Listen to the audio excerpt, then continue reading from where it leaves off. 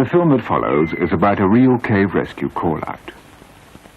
All the scenes of rescue work below ground were shot during the actual operation and will be shown exactly as they happened. Some of the scenes on the surface were taken on other days.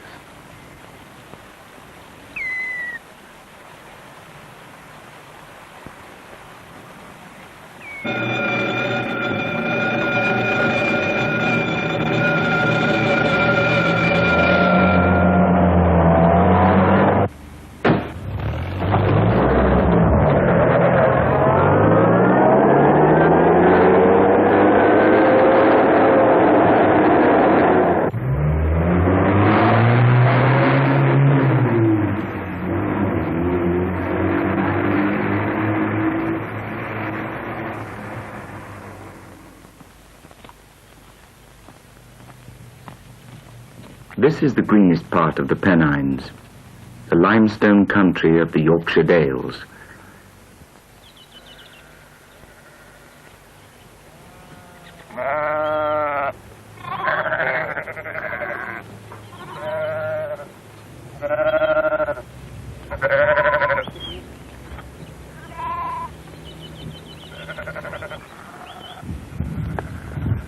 For miles, the limestone rock lies exposed on the surface, washed bare through ages of erosion, and broken and sculpted by frost and rain.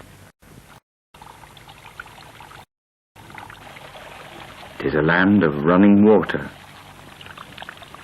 The streams disappear into a wonderful world below ground, the world of the caves, a maze of passages too narrow at some places for a man to crawl, opening out at others into chambers as large as a cathedral. On this day in September, after a dry fortnight, the water level was low. Not a trickle ran down the wide stream bed. It changed overnight.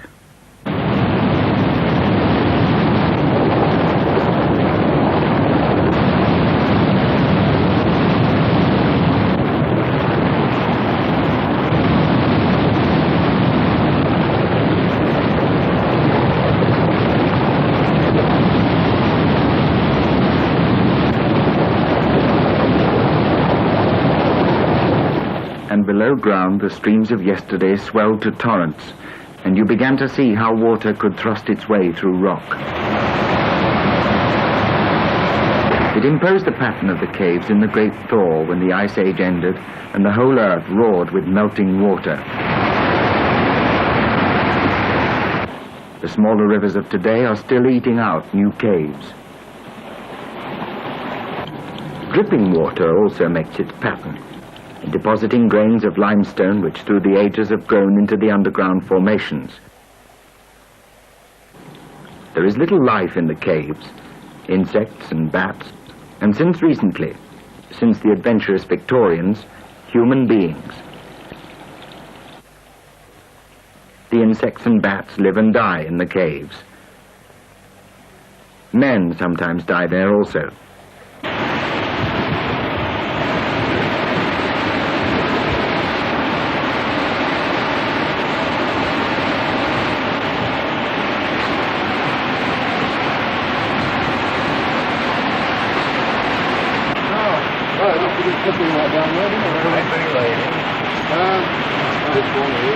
Yeah, very well to that place. Yeah, good as any. Yeah.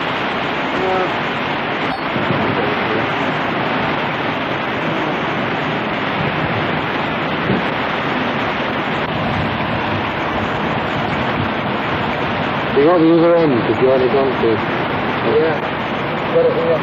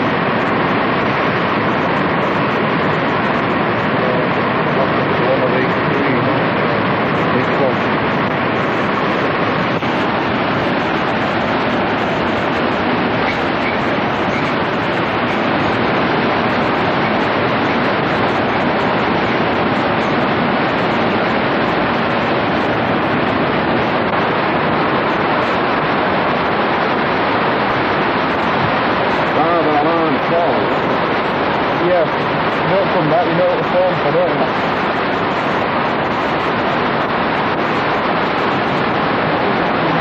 I don't think so, you strong this morning.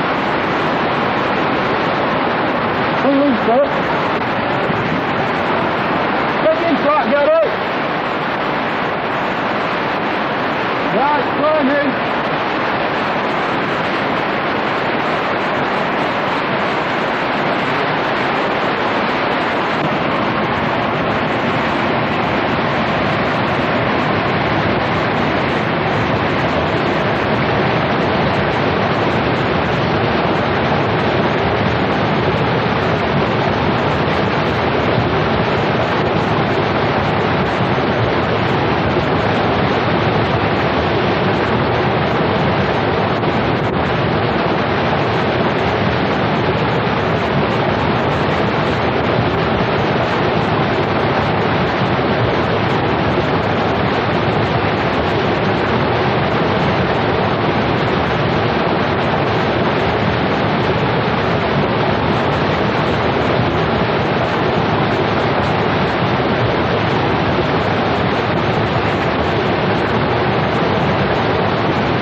The ladder has wire struts and aluminium rungs, but the knack of using it is not difficult to learn.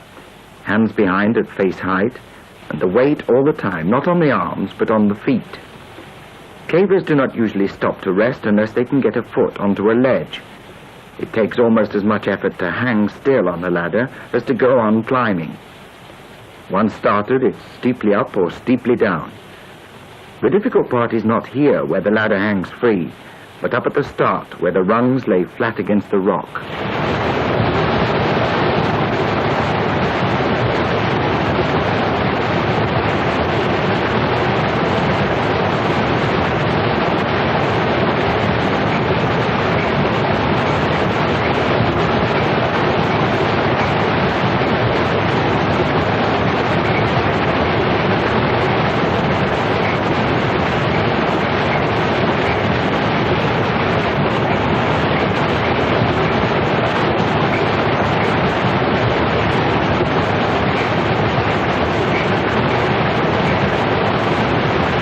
Once down, there is nothing much to do but go back up again. And getting back is going to take 2 or 3 times as much effort as the descent. The odd passage in the pitch bottom leads nowhere. Few potholing trips can be made, as they say in the sport, from daylight to daylight. It's usually down and back the way you came. There is always, of course, the remote chance of squeezing through rock into an undiscovered cave, or at least of making the link between separate systems. These cavers are approaching an easy crawl, 18 inches wide. 10 inches is enough. A keen caver will get through if necessary, wearing nothing but his boots, his helmet, and his hopes.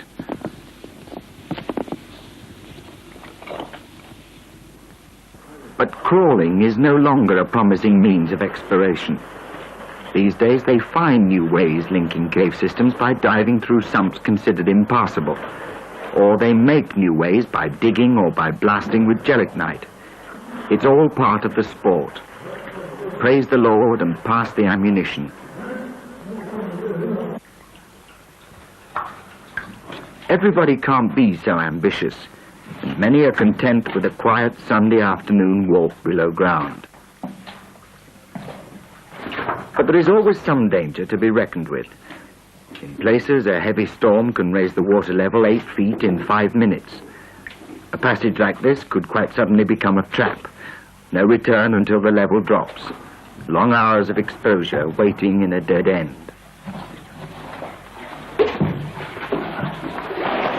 Sid Peru, our own underground leader, went to some lengths to keep dry, climbing a rift to bypass a waterfall.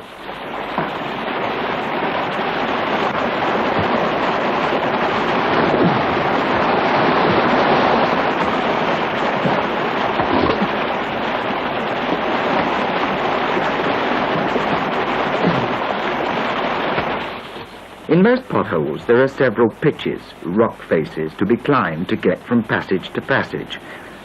back and footing in a rift, where there is one, can be the easiest way up. It's dry, and it doesn't need laddering.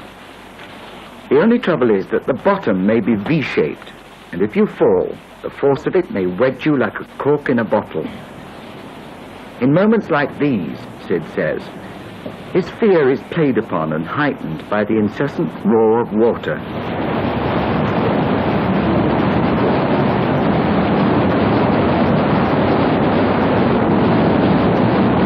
This pitch he tackled head-on.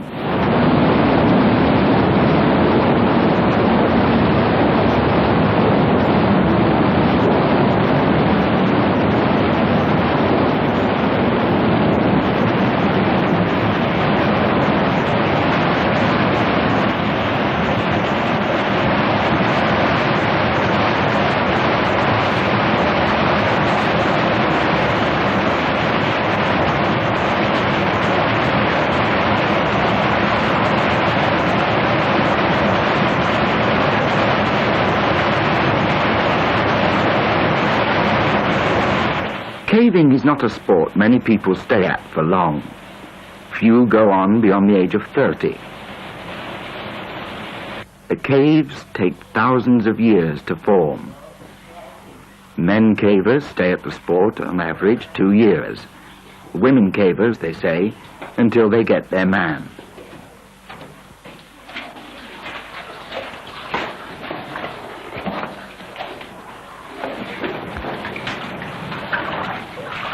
Four is a safe minimum for a caving party. If anyone is hurt, it may be more than a one-man job to get out and go down the fell for help. And it may take so long that after all the wetting and exertion, the protection of a casualty from exposure may be as much as the remaining person can manage.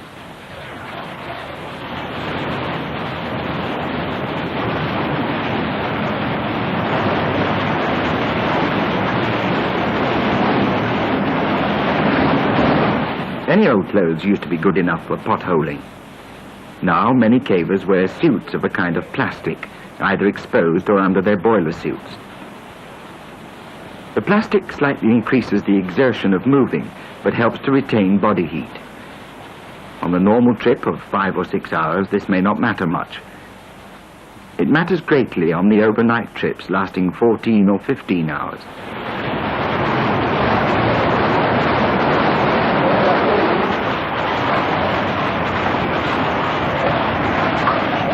These pictures were all taken on well-waded routes. Members of a caving club with hopes of digging, diving or blasting to a new discovery tip plenty of winks round the potholers' pubs, but they never say where they're going until they get there.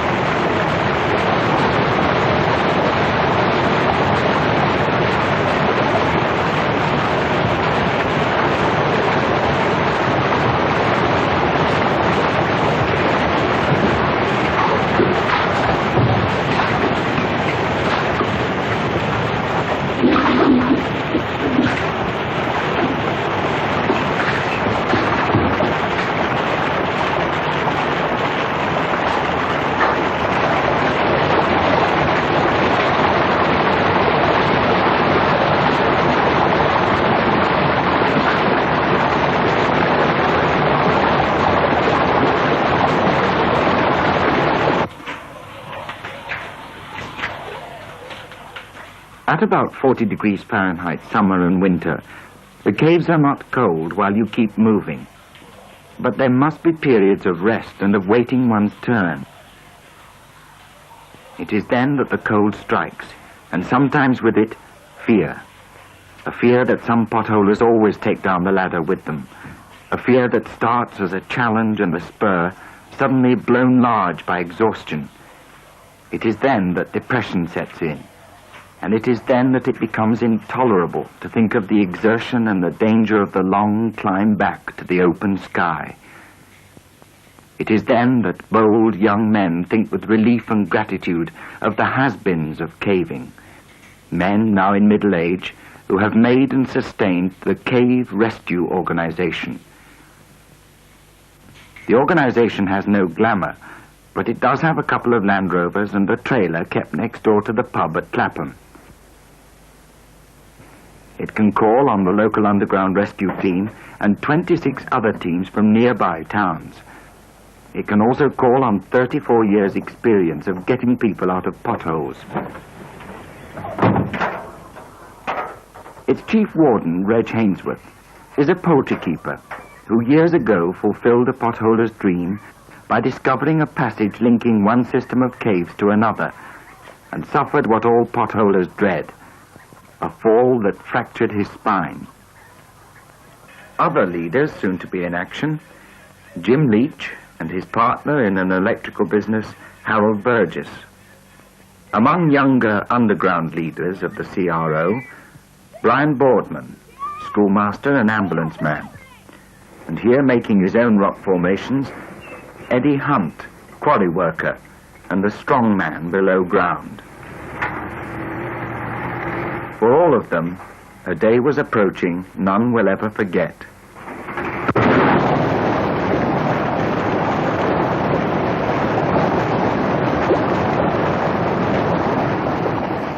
The weekend of the accident began with a wild, squally morning, October the 7th, 1967. Exactly the kind of day when a pothole can become a death trap.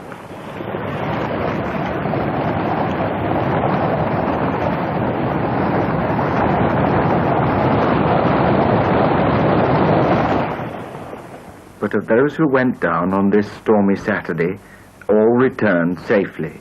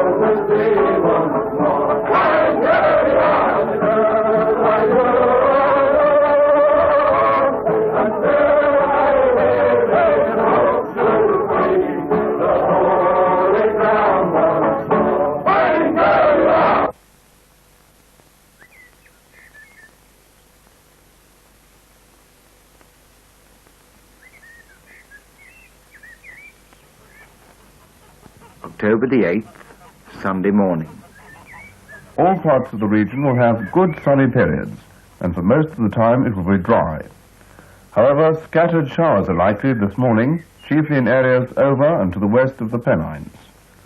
Afternoon temperatures will be above normal, ranging from 14 degrees centigrade, 57 degrees Fahrenheit in the Lake District, to 17 degrees centigrade, 63 degrees Fahrenheit in Lincolnshire. Winds will be between west and southwest, and locally strong at first, but falling to moderate by the afternoon. The forecast was to prove optimistic before the day was done, but the morning seemed safe enough for potholing, and scores of parties of cavers were setting out for the fells. Two were making their way up the flank of Ingleborough to Sunset Pot, 1,250 feet above sea level and a mile and a half from the nearest road. First, 4 of the experienced Gritstone Club, led by Roger Sutcliffe. Followed about 2 hours later by another group of 4 from Teesside, only one of whom, the leader, Raymond Dean, had ever before used ropes and ladders. With him were two brothers, Brian and Eric Luckhurst, who had both done a bit of simple caving, and Michael Shewart, who had never been down a pothole before. These pictures, done with hardened cavers at Sunset Pot, give an impression of what the inexperienced Teesside Club was about to tackle.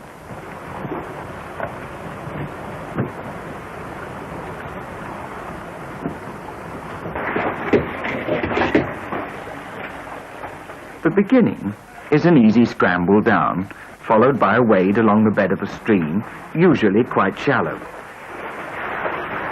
In a few places the roof drops low, but even there it is a matter of bending rather than crawling.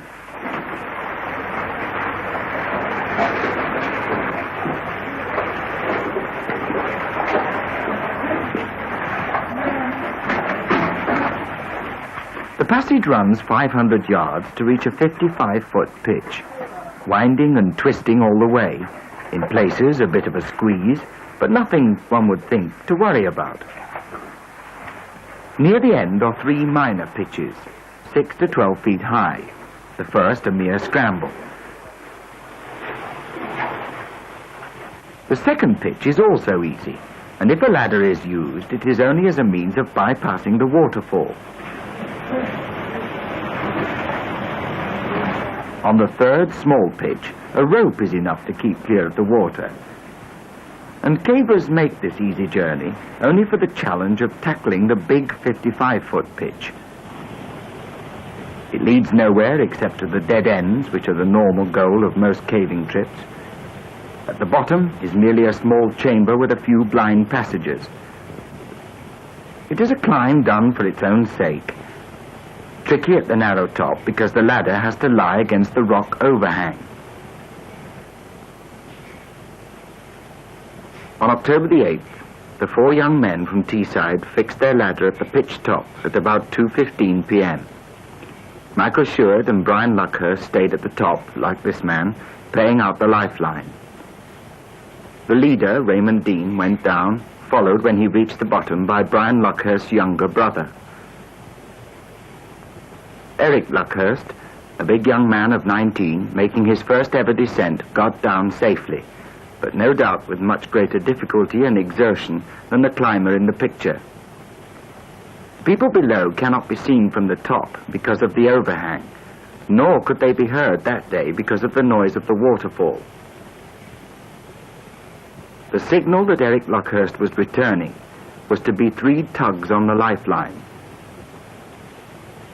He started back up the ladder. At 2:45 p.m., he fell. Roger Sutcliffe of the Gritstone Club was then in a passage down the pitch. I heard this loud thump from back in the chamber. My immediate thought was that it could be an explosion, but thinking about it a bit more, it seemed more likely that it was something falling. So I came back to the chamber as quickly as I could and saw Eric Luckhurst lying on the ground, partly in a pool of water. And Raymond Dean said he'd fallen off the ladder. Apparently he'd been on a lifeline, and they'd arranged that before he started climbing he would give 3 tugs to indicate to the party at the top that he was ready to climb. The sound of the water in the chamber was too loud to allow them to communicate by voice. And apparently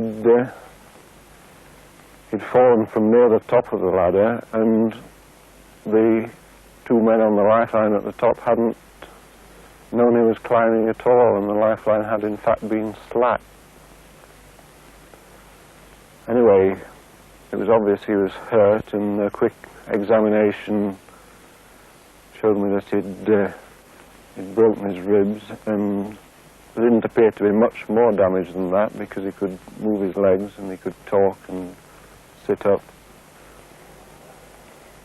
Obviously he was going to need outside help, and so I told Raymond Dean to go at the pitch and send some of our party out to call out the CRO. Paul Allerton of Headingley, Leeds, crawled out of the pothole and ran the 1.5 miles down the fell. It was at 3:45, an hour after Eric Luckhurst had fallen, that from the sub-post office at Chapel-le-Dale, Allerton telephoned the police. Police Station, Ingleton, Sergeant Cruikshank. Allerton told him Eric Luckhurst had broken ribs but seemed to be in no immediate danger. Before setting out himself for the pot and sending PC Bruce, Sergeant Cruikshank telephoned Settle Police Station, the control centre for cave rescue, and from there calls went out to all the needed services, including the Cave Rescue Organisation. Divisional Headquarters. Message for the information of the Superintendent and Operations Department. CRO fallout. 3 p.m. Members of the Gritstone... Bagdale to Oak West, testing. Are you receiving? Over. Name and address not known. Oak West to Bagdale. Receiving no road and clear.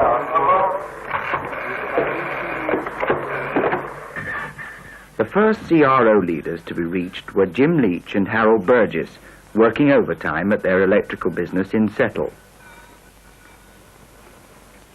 It was about 4:30 when Leach and Burgess set out from Clapham.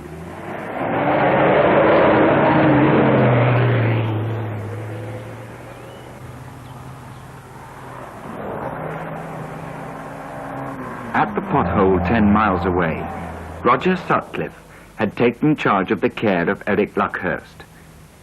Down at the bottom of the pitch, what we had to do was to try and move Eric Luckhurst clear of the water and keep him warm and as dry as possible till the CRO arrived. And he was a very heavy lad, and so this was going to need 4 of us to move him at all. Raymond Dean and Eric's brother Brian and Michael Shute came down, and with 4 of us we managed to move him a few feet to a drier spot and made him as comfortable as possible. And I suggested that the other lads built a bit of a wall around him to try and keep some of the spray off, and then sit close alongside him to keep him warm. It wasn't easy to work out just how the accident had happened while we were waiting, and Eric didn't say much himself about it, except that the strength in his arms had given out near the top of the ladder. On the surface I had a few items of dry clothing that might be useful, so I went out of the pot to fetch these. Came back again in half an hour or so, and I found that the Teesside lads had managed to build a bit of a wall, and 2 of them were sat either side of Eric Luckhurst, and he still seemed fairly cheerful. And so it was just a matter of waiting then until the stretcher arrived. Leach and Burgess and the rescue vehicles which followed them had to stop on the fell side 3/4 of a mile short of Sunset Pot.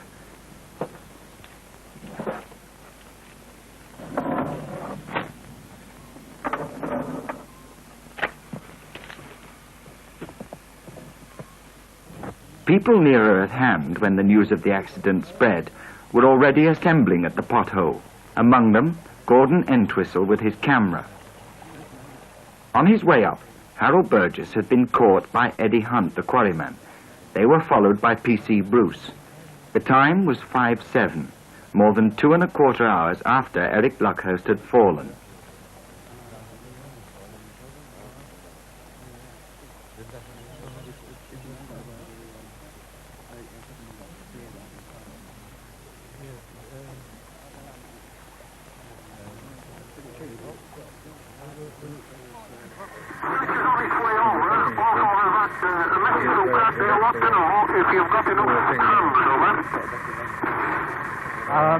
Well, I'm just weighing up the situation.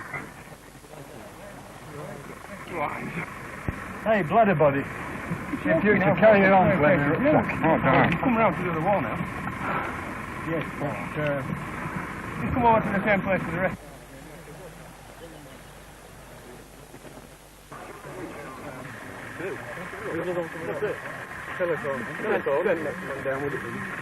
About team.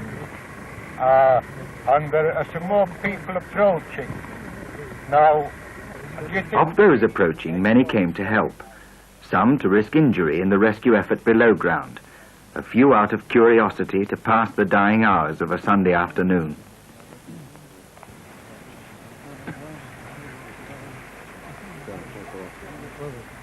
What worries me about it is, getting back again. I'm listening low. Yeah, well, this is it.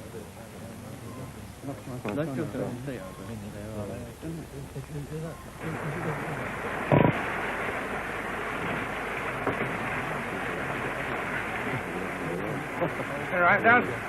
Okay, so go on.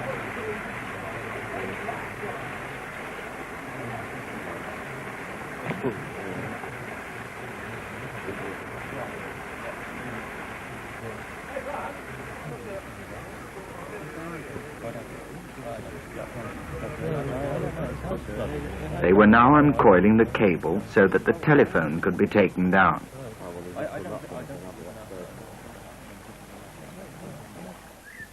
On the fell, red lights were pegged out to mark a safe route across the 3/4 of a mile between the vehicles and the pot. Dusk was approaching.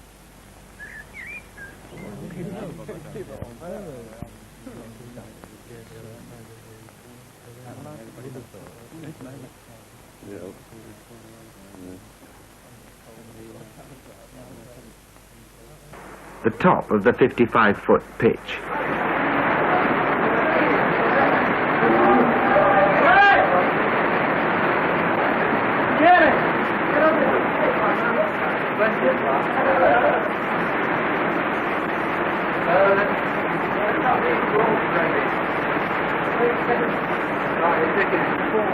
John Richards, if the CRO comes up, satisfied that everything is ready for the haul up.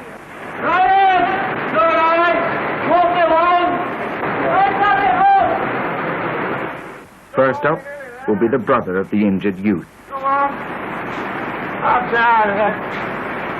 We're having fine. You're doing that. Slowly. Outside of it. What's your line? That's it. Go on, you can do it. Brian Luckhurst, all in after 3 hours of anxiety and exposure as he lay beside his brother. Keep going. Not too slowly. You're there. Go down. Keep going. Go on.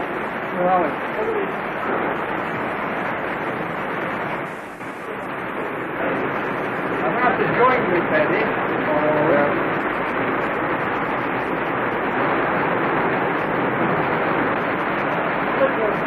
The stretcher is guided from above and also by a man below it on the ladder. Ready? Take one more time, down. Slowly. Take it down. All right.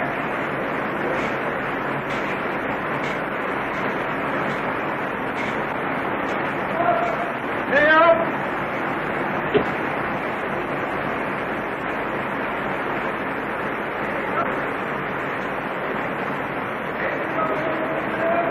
Pick it up slowly. Hold him there. Look, this is great, all right. Good.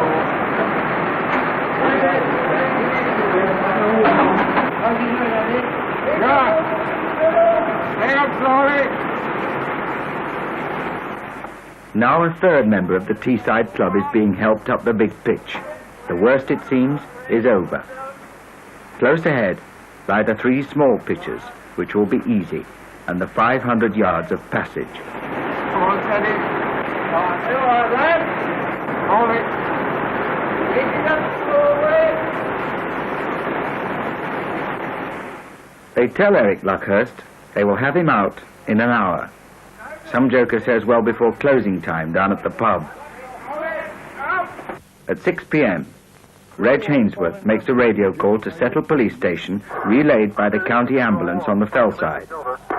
Will you please let the Settle Police know to cancel the call to the school and let Mr. Rowe know that we don't want the boys now. Over. Roger, sir. What receive from Mr. Gilbert? What do they tell? The worry for the moment is the weather, because by now the day's showers have given way to light but steady rain. It's certainly dying down, isn't it? I go and see if the stream's rising. What I would do.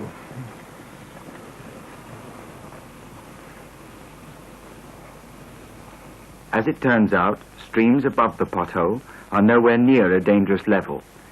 Fear subsides. And below ground, the stretcher is successfully brought up the 3 smaller pitches. At each pitch, men climb into the waterfalls to protect Eric Luckhurst from the spray. Penny, you're all right. Yeah, that's it. Go on. Go on, you're all right. It is taking a little longer than expected. 7:30. Settle Police relay news from the pot to Middlesbrough Police. Please warn the mother of the injured youth that he is being rescued from a pothole. He is thought to be slightly injured. We will let you know when he is out and to which hospital he will be taken to. Thank you.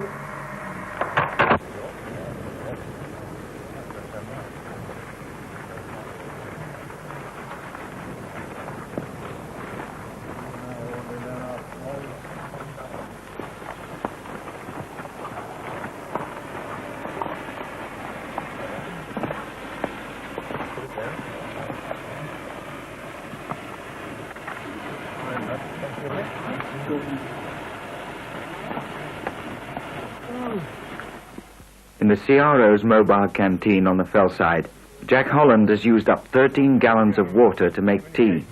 Somebody told him it was going to be a short rescue. It's a twisting, horrible place, and there's a big boat. Oh, hell. Everyone, in fact, has underrated the difficulty of those 500 yards of twisting passage. Easy for a man on foot, desperately difficult for the movement of a 6-foot stretcher. That's it, bit higher up.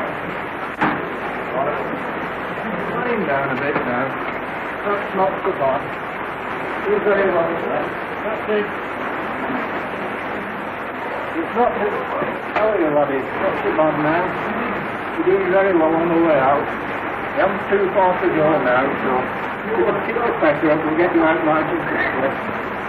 Okay? But the effort is beginning to exhaust one rescue team after another.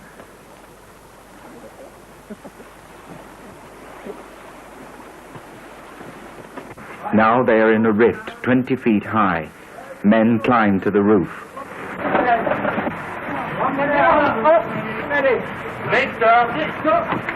That's better.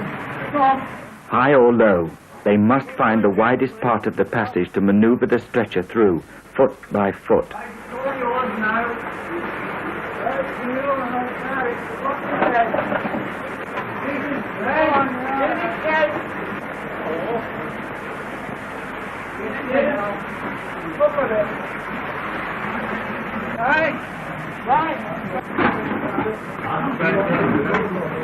I'll just put it on his side there a little bit. What's his head? Keep his head off.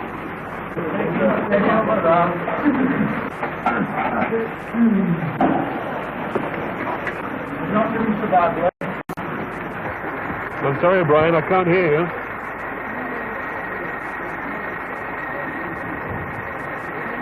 I just keep getting snatches, one word.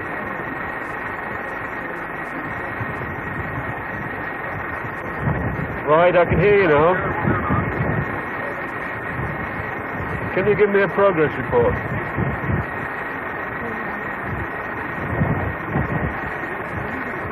I can hear you now, yes. Carry on. Yes? He's on his way up. But it is not the victim who is on his way up, but one, or, as it turns out, two of the rescuers to appeal to Jim Leach to send for more help. Their speech is distorted by rain in the camera. Well, we'll have to bend it so much the bottom aluminium rails are breaking up now. Catching on every corner we go now. We're going to need some more men. Will you have to get the stretch to get them out? Well, I don't know. It's pretty narrow where they're coming out now. We've got the narrow bit at the head of the pit. Yeah. Well, they've probably got one of the worst sections still to come. There's a nasty section after the last waterfall there. Very, very bad. Push him up in the roof a bit. Very, very twisty, you know. It's very narrow. Definitely going to need to run the team. 8:20. Crow 1 calling Handy Ranger. Handy Ranger to Crow 1. What's your message, over? Would you get a message through to the police at Settle now and ask them if they will go around the hostels up to Bracken Garth and the place at Green Close. Over. Roger, Crow 1 will do. Handy Ranger out.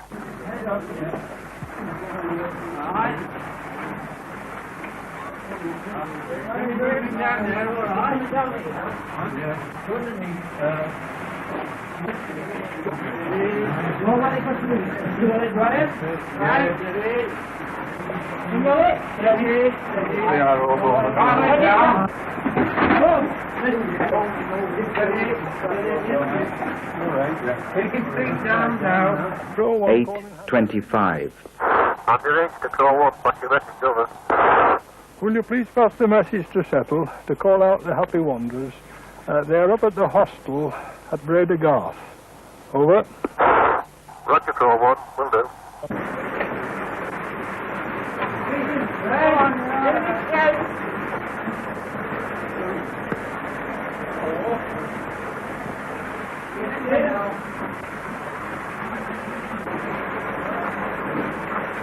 Crow 8:26.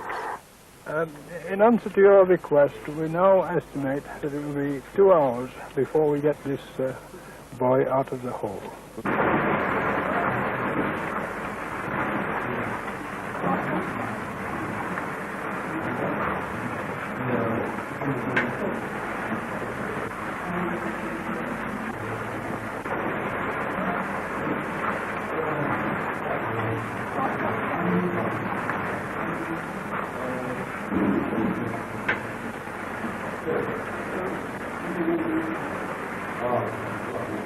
8:30. Crow 1 calling Handy Ranger. Ranger to Crow 1. What's your message, over? Will you now have the Lancaster team called out, and will you tell them that it's extremely urgent? 9 p.m. And now rain is falling heavily. The danger of flooding, the dread of every potholer, returns. Will you call the fire service, ask them to send 2 pumps, and would you ask them to remain down at the farm? If we require them up here, we'll give further instructions. It's rather difficult getting up here. Over. Roger, Crow 1. Receive them at the Jamming. Brigades from Bentham and Settle arrive at Chapel-a-Dale.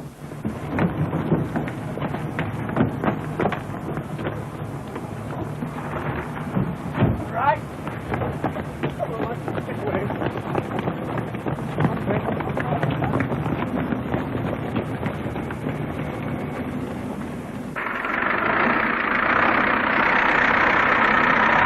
From his farm at the foot of Ingborough, Nigel Church sets out to collect the portable pumps. He will break down a wall to get near the pot, but the pumps will not be needed. Flooding never becomes a danger. The danger is already there in the injuries Eric Luckhurst has suffered. He complains of difficulty in breathing. The stretcher is disintegrating under the strain, and they are still only halfway out.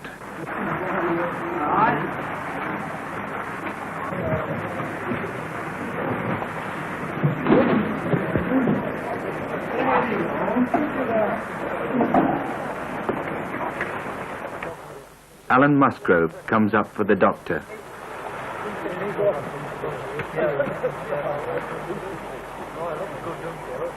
Hey, you can see a lot better than me, Alan.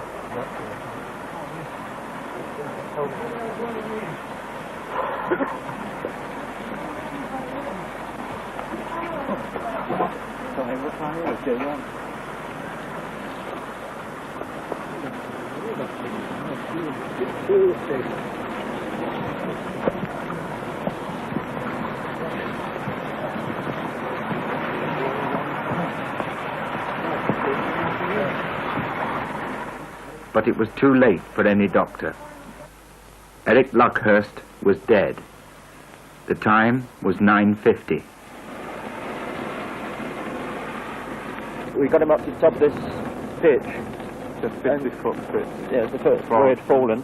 And he didn't seem too bad at all. He was, he was quite reasonable, wasn't he? Yeah. And I think everybody thought, it was a fairly easy job getting him out. He was talking to us. He was aware of what was going on. And everybody thought just a couple of broken ribs, a couple of hours getting out. And later on, it was after we'd got him to the first section of passage, we got him into a bit of a chamber, and it was the first time anybody thought anything about him really ever dying or anything like that. Well, I don't know. I don't think anybody at that point thought anything like it. I don't think. Well, it's he first was time certainly getting weaker. Yes, it's the first time anybody thought there was anything wrong with him serious, because he was complaining about his breathing. And I think it's the first time it made me think a bit. He was still very cheerful, wasn't he? He was in no way. But then we had to get him to this really tight section of passage. He was stuck up in the roof in the stretcher. And then at the end of this, he had to be brought down into the floor, where it was wider again. It was really tight. And it really is tight. He was complaining all the time, even then, about his helmet falling off, because as we had him tipped upside down. And they got him down into the bottom of this passage. And then I think everybody was more or less taken by surprise. He just quietly, his head keeled over and he died. But they, in fact, they brought his pulse back, his pulse went, and one of the cave rescue chaps gave him the kiss of life, and they brought his pulse back, but then he went again. And I went in with the first relief party as the first aid man, and it was during the journey out, when we had the stretcher on its side, that the patient suddenly slumped in the stretcher. We had to bring him through very quickly to a slightly wider place to put it on its back, and I did artificial respiration and kept that up until the doctor came in and unfortunately said there was no point in going any further. Eric Luckhurst died, the coroner decided 4 days later, from internal injuries caused by his fall. The coroner was convinced that the agreed signal tugs on the lifeline were not given before Eric started to climb, and that when he fell, the line was slack.